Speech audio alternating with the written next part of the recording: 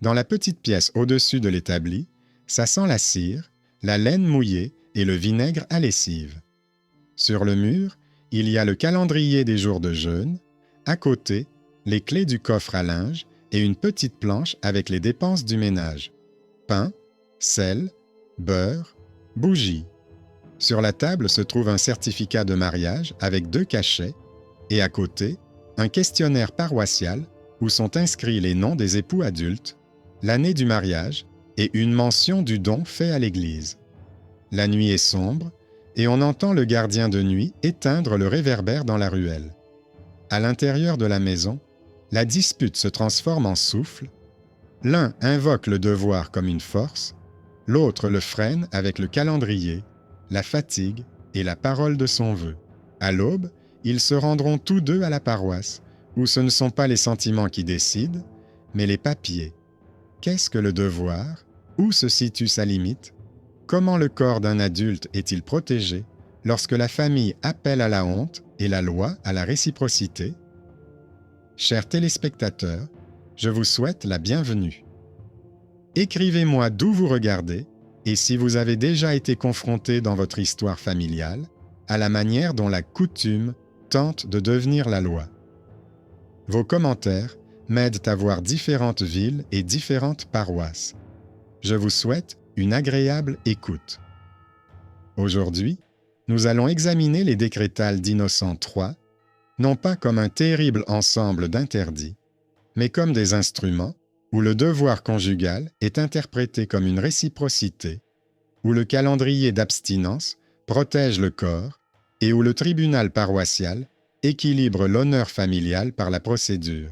Dans le mythe, Rome aurait imposé le lit conjugal.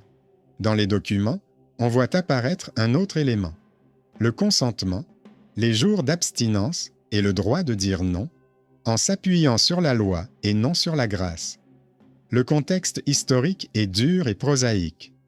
La ville vit au rythme du marché et de l'hôtel, semaines commerciales, fêtes, rassemblements, épidémie de fièvre après un automne humide, accidents dans les moulins et les ports. Le mariage fait partie de cet écosystème économique. Les accords sur les dots et les lits côtoient les questions de rente, d'héritage, de statut de la famille artisanale.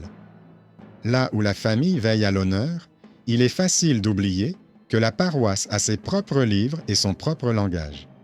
Dans ces livres, on trouve des notes sur la liberté matrimoniale, sur l'interdiction de la contrainte, sur le fait que l'union conjugale implique un devoir des 2 parties et non le droit du plus fort. Les canonistes se réfèrent à l'ancien corpus, mais c'est sous Innocent III que de nombreuses formules ont pris un ton plus ferme. Le devoir est réciproque, l'abstinence est convenue, le consentement n'est pas une parure, mais une condition. L'essence de la réciprocité est simple pour la chancellerie, comme le calcul des bougies, mais plus lourde en conséquence. Un conjoint adulte n'est pas propriétaire du corps de l'autre. Il est lié par un vœu qui suppose un don réciproque. Si l'une des parties demande l'abstinence pour cause de prière, de maladie, de jeûne ou pour une raison que le tribunal paroissial juge valable, la réponse n'est pas évaluée de manière spontanée, mais selon les règles. Le calendrier n'est pas une abstraction. Il y a des saisons où l'abstinence est prescrite par la tradition et confirmée par les listes d'instructions ecclésiastiques. Il y a des jours où la communauté exige la pureté avant les grands offices. Une demande excessive d'intimité pendant ces jours-là relève de la même catégorie que l'abus de pouvoir dans le ménage, un préjudice social avec des conséquences. Nous le constatons sans fioriture et sans détails intimes, comme un fait relevant de l'ordre juridique qui protège la santé et la dignité des adultes. Dans les affaires paroissiales, la controverse commence souvent par le mot « coutume ». La famille le présente comme une règle d'airain. Chez nous, c'est ainsi, nos pères ont vécu ainsi, c'est ainsi que la maison fonctionne. Mais pour le canoniste, la coutume n'est pas un sceau, mais une hypothèse. Elle doit être présentée sous la forme d'une pratique stable, sans violence, confirmée par des témoins, et ce n'est qu'alors qu'elle peut compléter la loi et non l'abroger. Innocent III, dans son style bien connu, imposait des limites aux interprétations arbitraires. Si la coutume locale humilie la réciprocité sacramentelle et transforme le devoir en obligation unilatérale, une telle coutume n'a pas force de loi, même si toute la famille s'y réfère.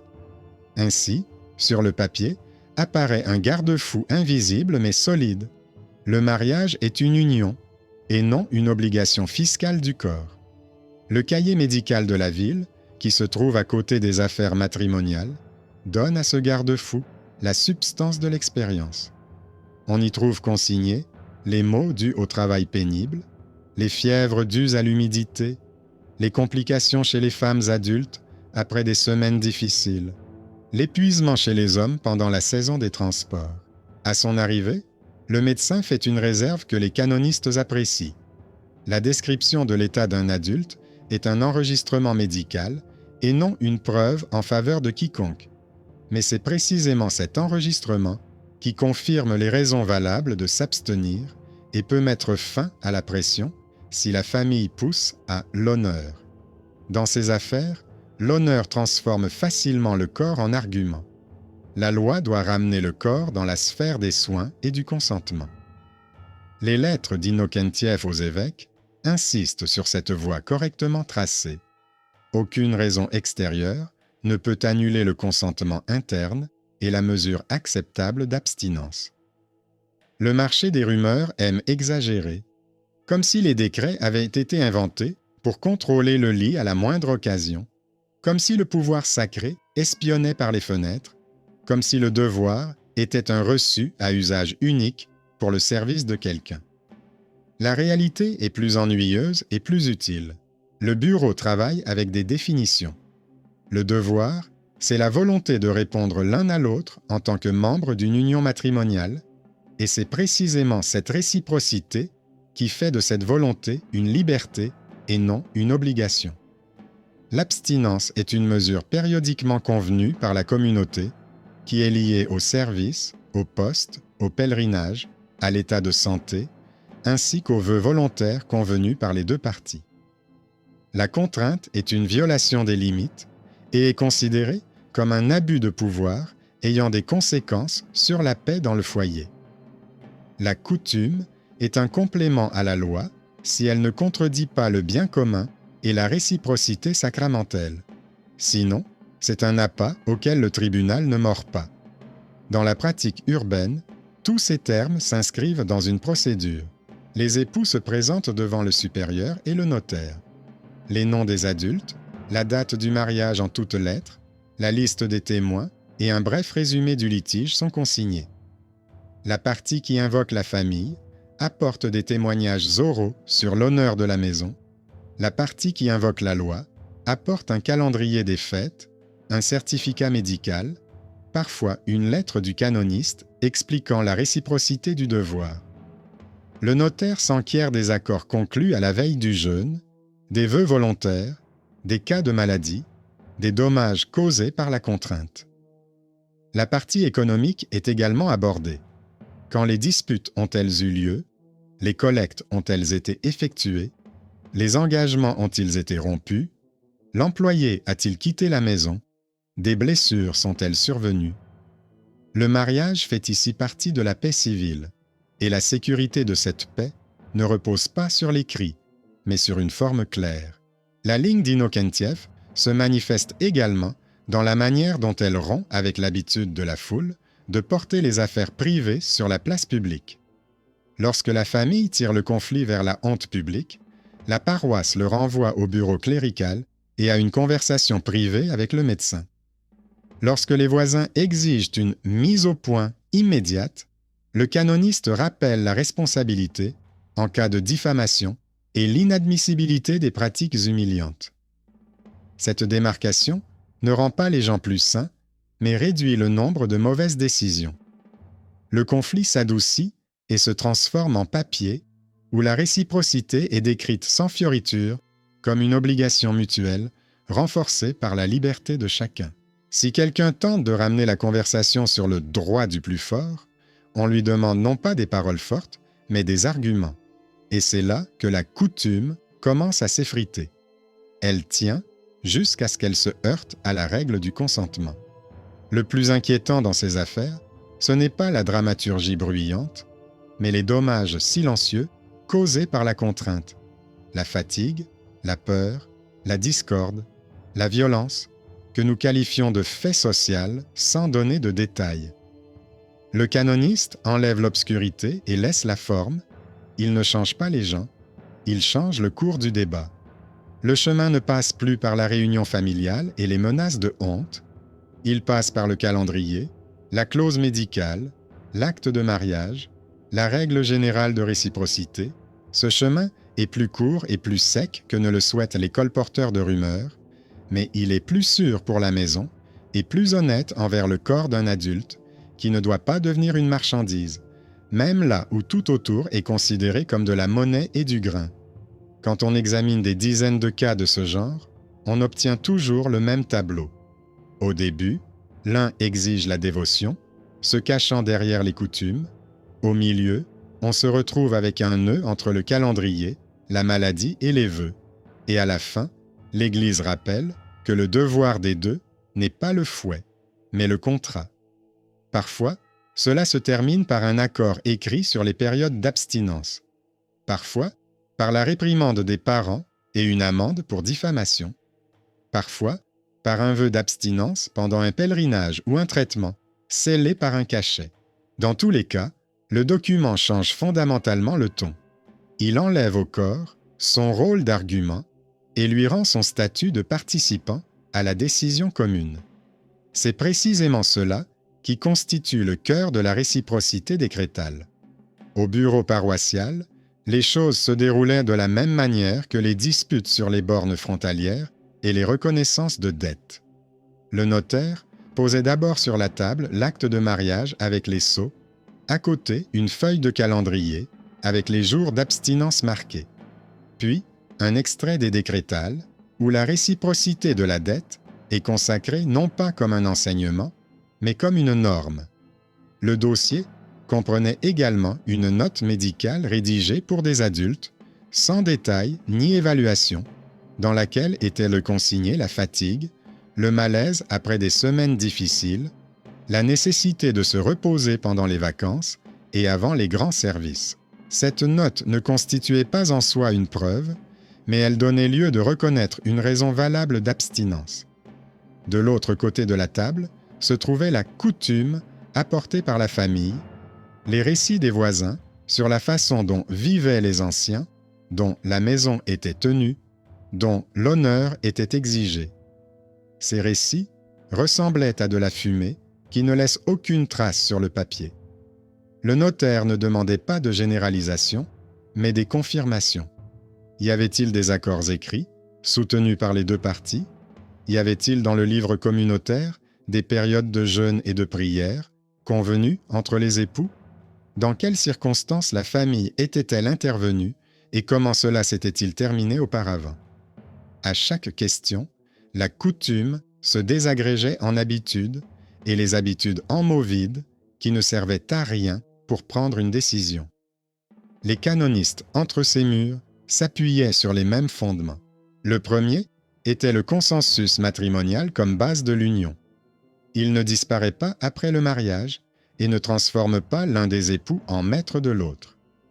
La réciprocité du devoir était interprétée comme un consentement à un don mutuel et non comme une obligation quotidienne sans mesure. Le deuxième pilier était le calendrier. Au cours de l'année, il y avait de longues périodes où l'abstinence était exigée par la règle générale du culte, par la communauté elle-même et par l'économie urbaine, qui avait besoin de calme avant les grandes fêtes. Pendant ces jours-là, l'exigence d'une proximité inconditionnelle était considérée comme un abus de droit, et la paroisse le confirmait par une brève ligne afin de ne pas multiplier les descriptions là où l'ordre était nécessaire. Le troisième pilier était la santé, la fatigue due au travail continu, les douleurs après un hiver rigoureux, l'épuisement pendant la saison des foires et des transports, tout cela était considéré comme des raisons incontestables. Le quatrième pilier étaient les vœux volontaires, lorsque les époux, adultes et sains d'esprit, s'engageaient pour une durée déterminée à faire preuve de modération pour un pèlerinage, une pénitence ou des raisons médicales. Dans ce cas, la réciprocité transformait le devoir en accord plutôt qu'en contrainte. La technique judiciaire n'était pas un théâtre, mais une comptabilité des mœurs. On commençait par consigner les faits, l'année du mariage en mots, l'âge des épouses en mots, la composition de la famille qui intervenait et les circonstances de l'intervention.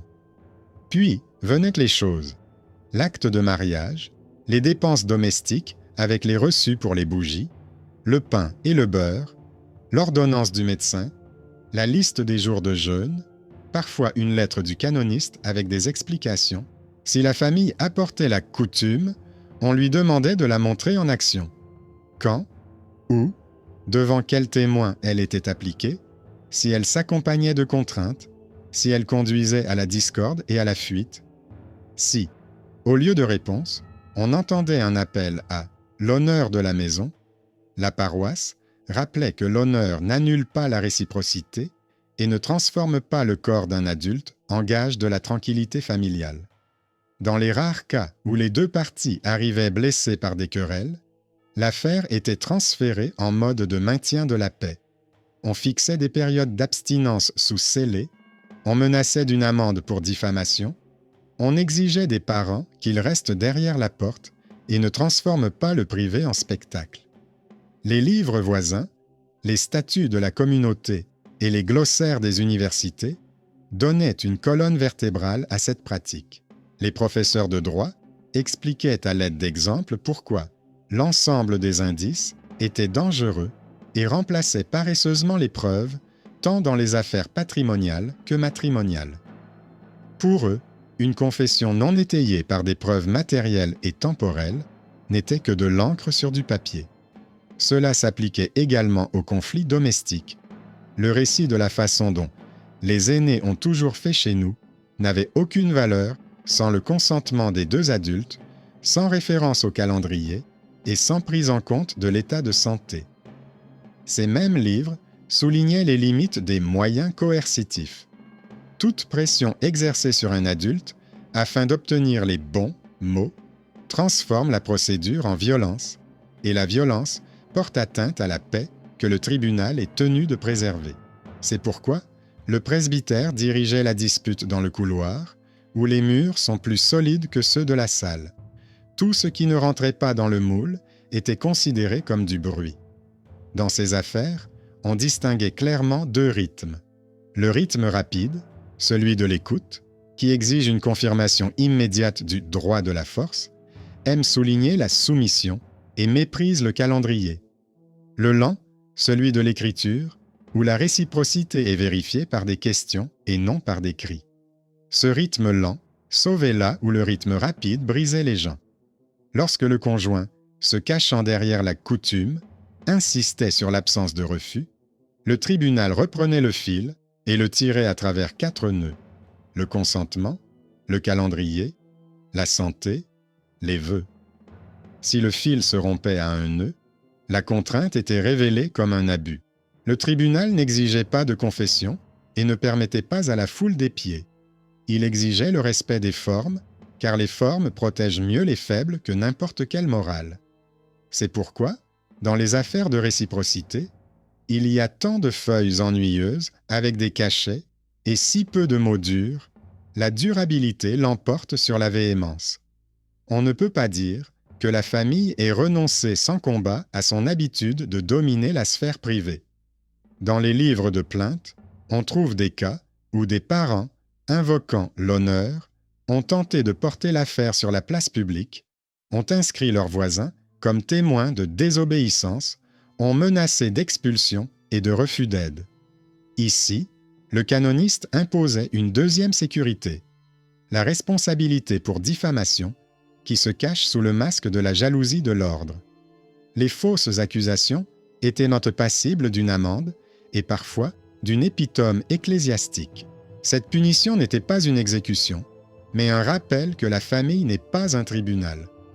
Les démonstrations extérieures de zèle moral étaient interdites, tout comme les épreuves corporelles dans d'autres affaires.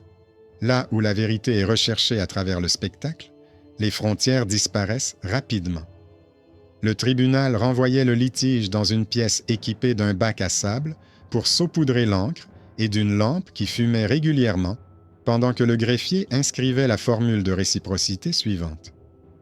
Le mythe selon lequel Rome aurait imposé le célibat reposait sur un malentendu commode.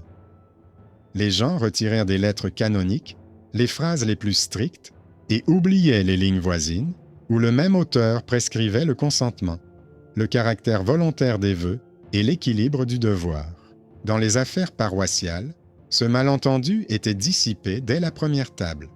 L'acte de mariage, la feuille du calendrier, l'attestation médicale et la lettre du canoniste devenaient en quelque sorte les 4 pieds d'une même table.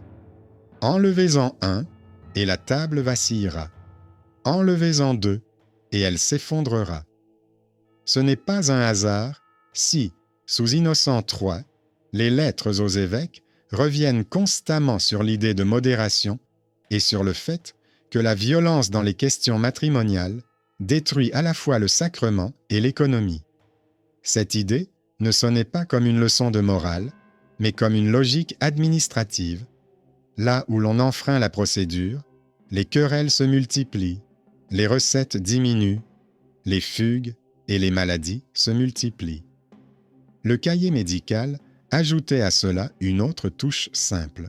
Il contenait des lignes sur la fièvre après un automne humide, sur l'épuisement après de longs transports, sur les blessures dans les moulins, sur les maladies des femmes adultes après des accouchements difficiles, sur l'insomnie et les palpitations cardiaques chez les hommes pendant la saison des litiges liés aux dettes. Ces notes n'étaient en elles-mêmes ni une accusation, ni une justification, mais elles servaient de base à une mesure raisonnable.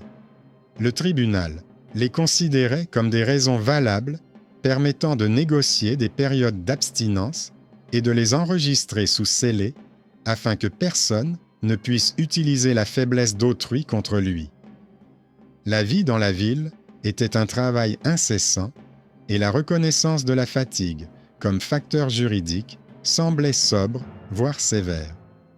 Ce n'est pas un droit à la paresse, c'est une protection de l'union contre l'épuisement. Parfois, le litige sortait de la pièce et se poursuivait dans un petit couloir où attendaient 2 témoins. Ils ne confirmaient pas l'intimité, mais la procédure, s'il y avait eu une conversation au sujet du vœu, si la feuille de poste avait été expliquée, si le médecin était venu, si le supérieur avait donné des instructions.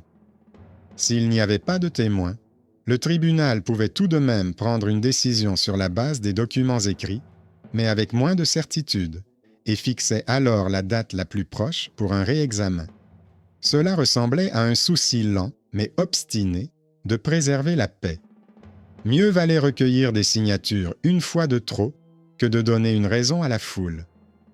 Pour ceux qui invoquaient le droit du plus fort, ce rythme semblait être une moquerie.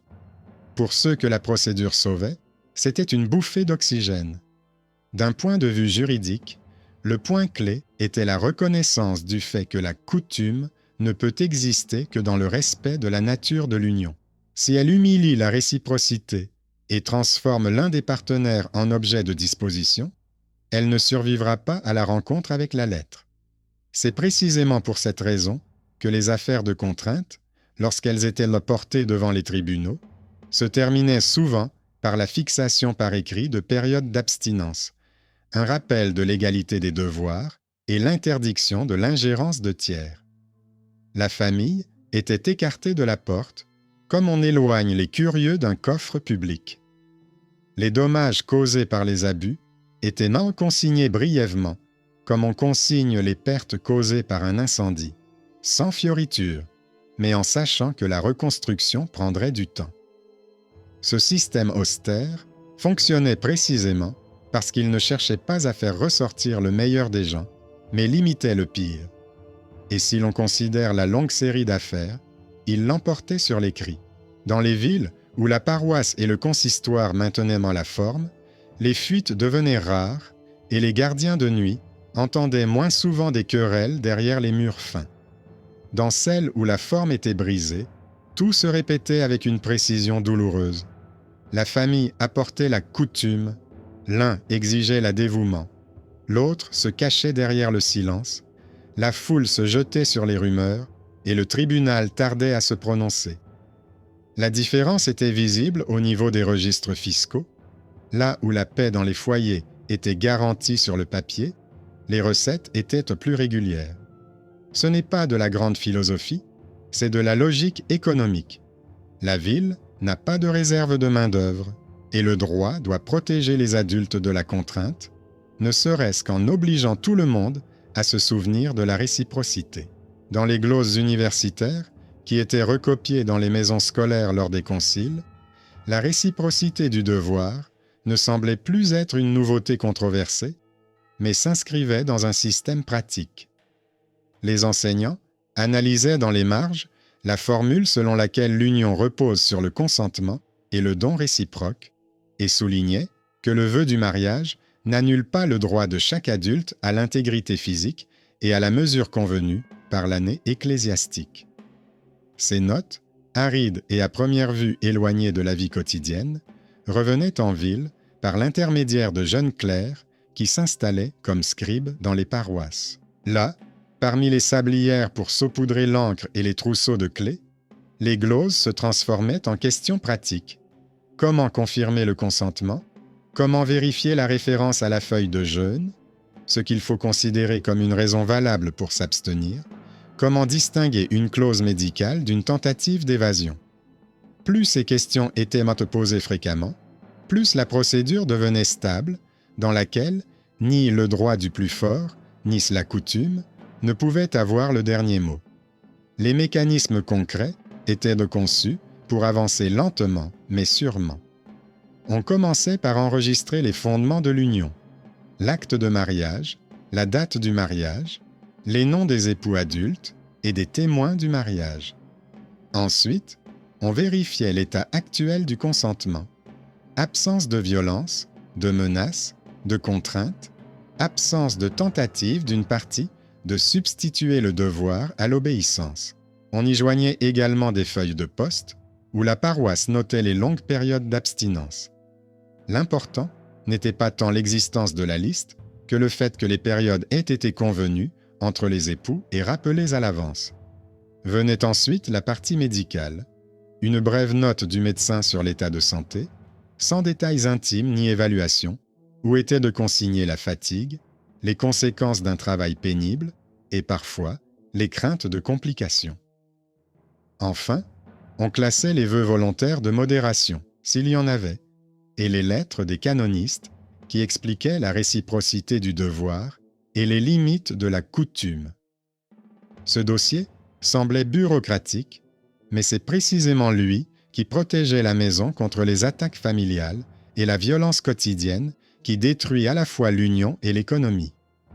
La frontière entre coutume et loi était clarifiée à l'aide d'exemples.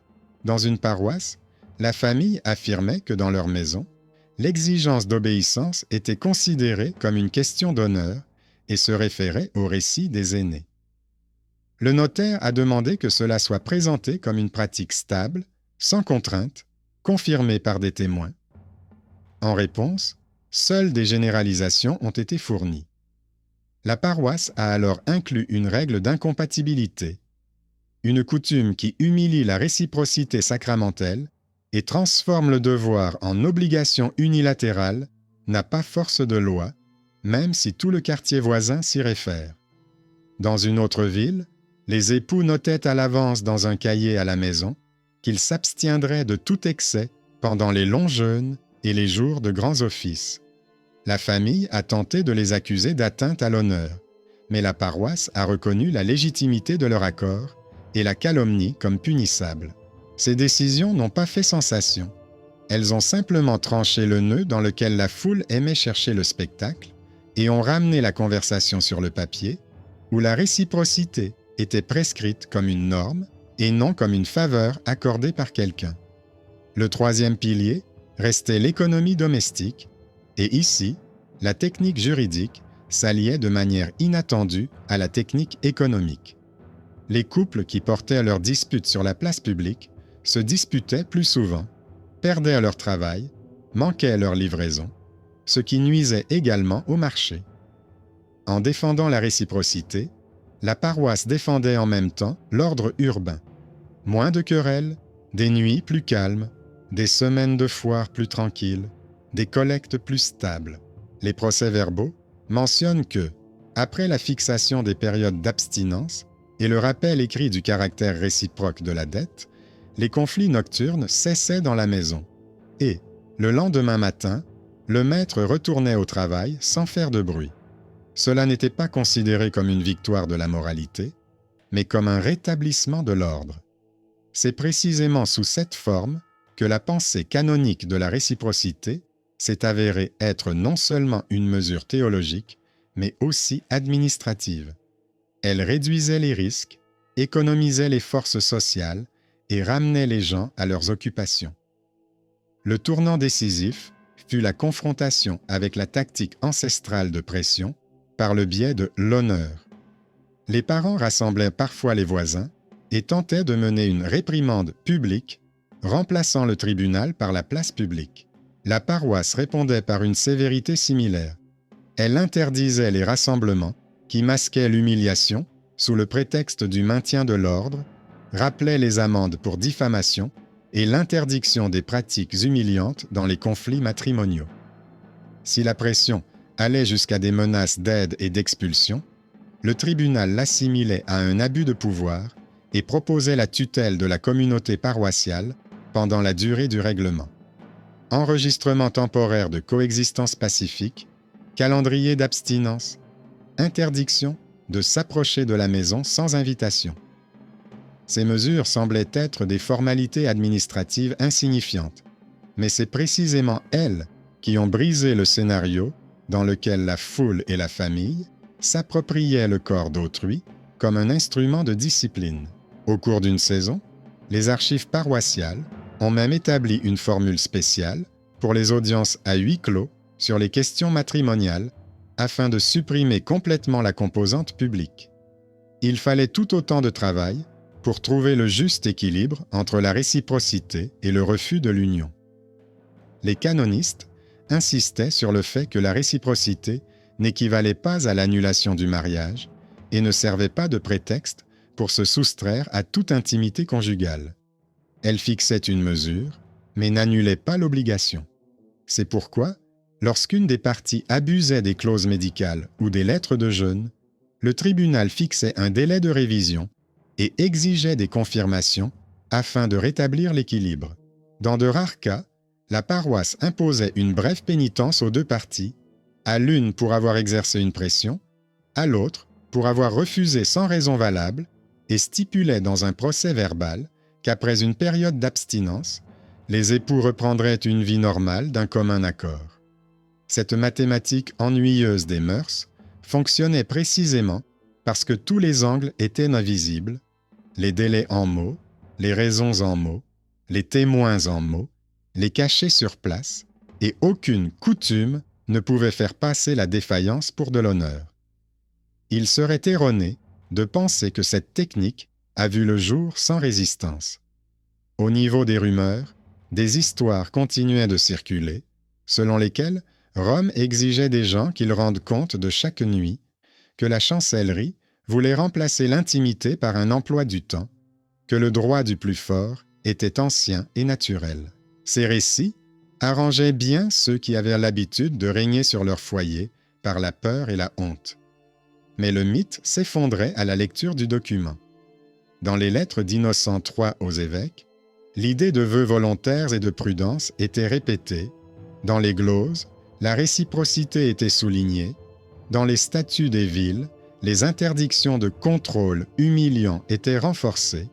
Et dans les affaires paroissiales, les formules courtes où le consentement était appelé condition se multipliaient.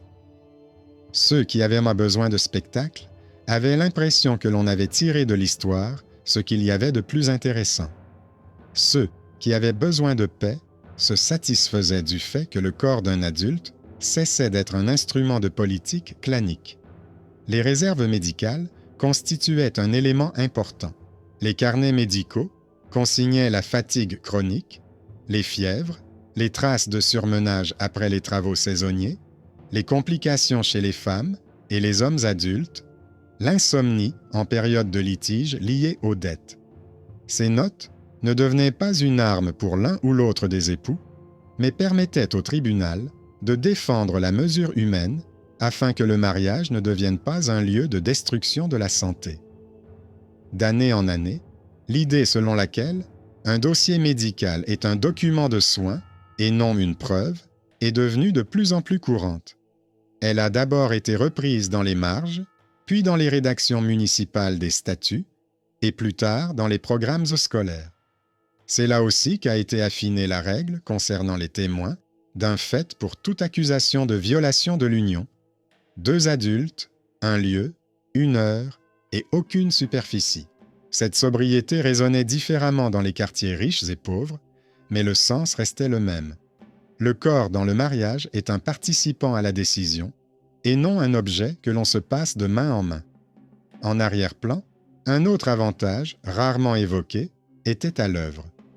En consacrant la réciprocité et en interdisant la contrainte, la paroisse réduisait en fait la probabilité de fuite des foyers et de destruction des liens économiques. Pour la ville, cela signifiait moins de conflits entre les enfants des rues, des redevances plus stables, des nuits plus calmes.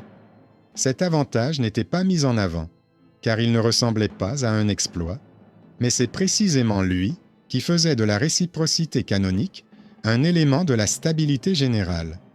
La pensée administrative aimait cette solidité invisible, elle clouait le papier à la table sans contester les tempéraments, mais en les limitant à un cadre dans lequel il était possible de vivre et de payer des impôts.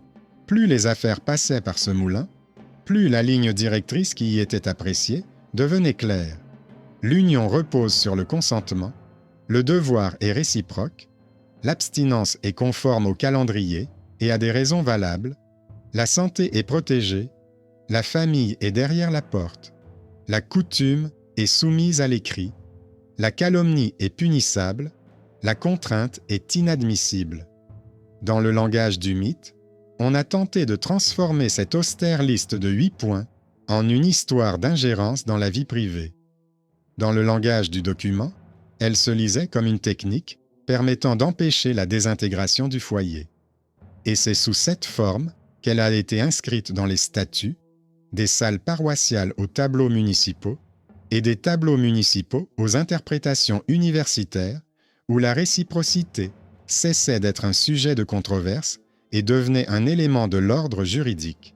Dans les affaires portées devant le consistoire, on ne vérifiait plus l'émotion, mais un ensemble de 4 éléments: le consentement matrimonial, le calendrier d'abstinence, les réserves médicales et les vœux volontaires. Pour chaque point, des preuves matérielles étaient exigées: un enregistrement avec cachet, une feuille de jeûne, une brève note médicale sans détails intimes, une mention de la durée du vœu. La coutume ancestrale était examinée comme une hypothèse et écartée lorsqu'elle transformait le devoir en obligation unilatérale. Toute tentative de porter le litige sur la place publique était punie d'une amende pour diffamation, et la présence d'étrangers à la porte de la maison était limitée par un décret sur la paix. La classe financière de la ville confirmait les faits. Après des périodes d'abstinence consignées par écrit, les conflits nocturnes disparaissaient, les livraisons de farine et de sel se déroulaient plus régulièrement. Les bacs et les moulins fonctionnaient plus tranquillement. La ville y voyait non pas de la piété, mais de l'ordre. Les gloses répétaient que la reconnaissance sans objet était un son et que l'ensemble des signes était une paresse de la pensée. Ainsi, la réciprocité, qui semblait encore récemment une nouveauté, est devenue une mesure administrative qui empêche la désintégration du privé et économise les forces de la communauté.